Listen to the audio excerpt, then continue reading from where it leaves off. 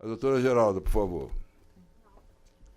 Em nome do senhor Paulo Banandão, eu cumprimento toda a mesa diretiva desses trabalhos e, em nome do nosso colega do Abreu Advogados Associados, Osmar Batista de Oliveira Júnior, cumprimento a todos os presentes, indistintamente. Boa tarde a todos. Prometo ser rápida. Olha, a questão de hoje nos remete ao direito intertemporal. Eu vou me remeter aos idos de 69, não é? E no nascedouro da Petros. Ali nasceu um ato jurídico perfeito, foi feito um contrato. Não havia, até então, nenhuma lei que regulamentasse a previdência complementar no país.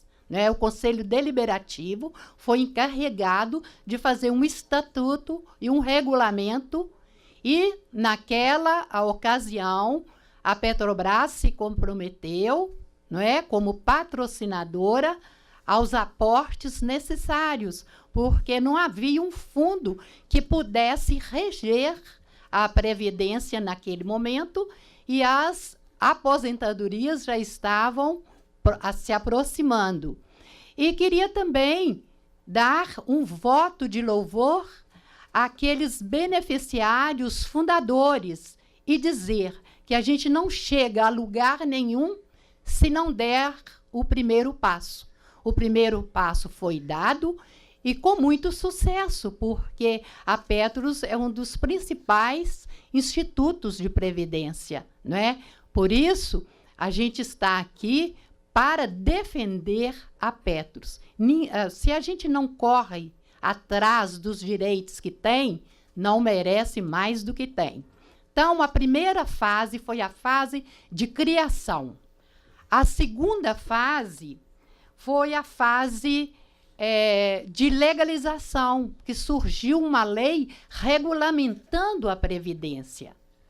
Até esse período, a Petrobras fazia os seus aportes necessários ao pagamento dos aposentados. Mas, com o advento da Lei 64/35, ele deveria pensar não só no pagamento dos aposentados, mas também teríamos que ter uma reserva, né, para aqueles que viessem a se aposentar, né? E então esse compromisso, esse ato jurídico perfeito, ele foi celebrado, a Petrobras se comprometeu a esses aportes e até então cobra-se dívida. A terceira fase de previdência foi a fase que nós estamos discutindo agora, a fase de modernização, que surgiu com a emenda constitucional, não é? Número 20 de 98. E essa emenda constitucional deu origem à Lei 108, 109, que já foi exaustivamente abordada pelo doutor Vergara, não é?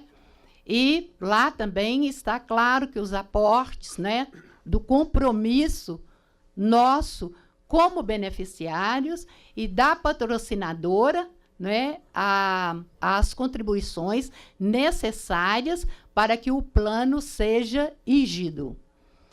Também ali, no caso de um déficit, todos são chamados, tanto a patrocinadora quanto os beneficiários.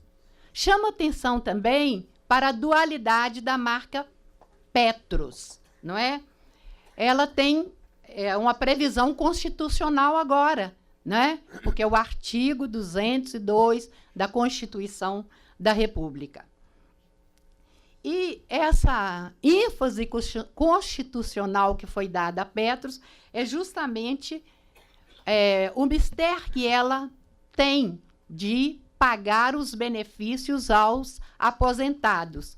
Lá do outro, ela tem uma atividade meio, que seria de aplicar investimentos dos recursos acumulados com o objetivo de multiplicar o capital destinado a suportar o pagamento dos benefícios.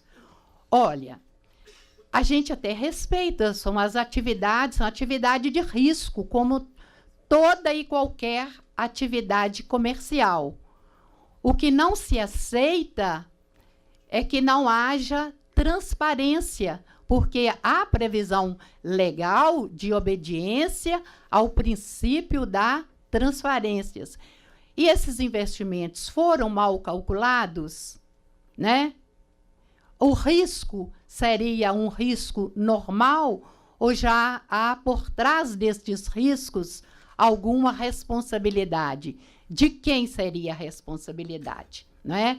Nós estamos diante, a Petros tem uma natureza contratual.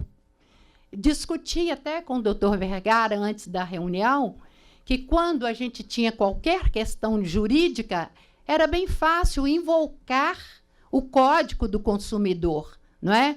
Porque se tratava de uma relação de consumo, o que o STJ veio a não concordar. Então, nós temos que seguir a lei dos contratos prevista no Código Civil de 2002. Então, é uma situação bem sui generis, mas a história da Petros, nós temos assim um arsenal muito grande de informação. Há muitas pessoas, há pessoas de todas as idades aqui no auditório, mas uma coisa que eu aconselho a todos é que usem as redes sociais, entrem no computador, peça ao neto, ao filho, a quem quer que seja, porque a informação está ali para vocês manterem atualizados. Agora, quais os meios jurídicos?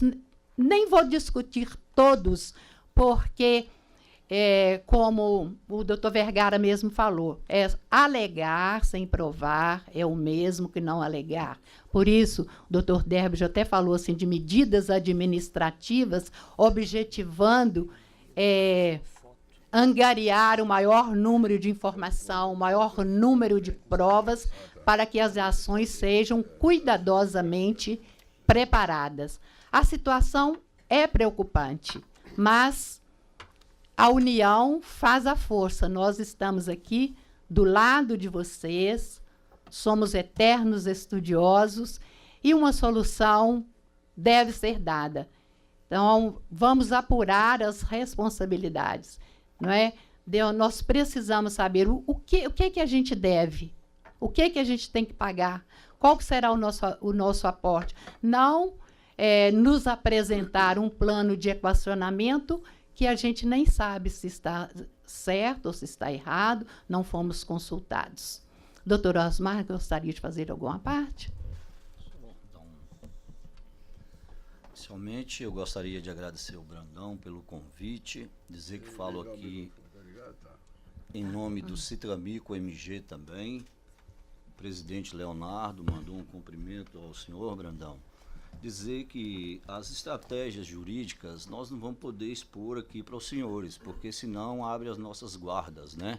E estaremos abertos ao diálogo, às perguntas, para eventuais perguntas, né? E agradecer mais uma vez o convite. Nós fomos instados a estudar um pouco mais a situação do pré-70, onde se tiver alguma pergunta mais direcionada, a gente depois cuidará da resposta. Agradeço o convite.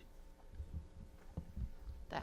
Então, para concluir, eu diria que o acesso à informação deveria ser amplo, de modo a permitir a todos pleno acesso às decisões tomadas pelo plano, de modo a evitar surpresas.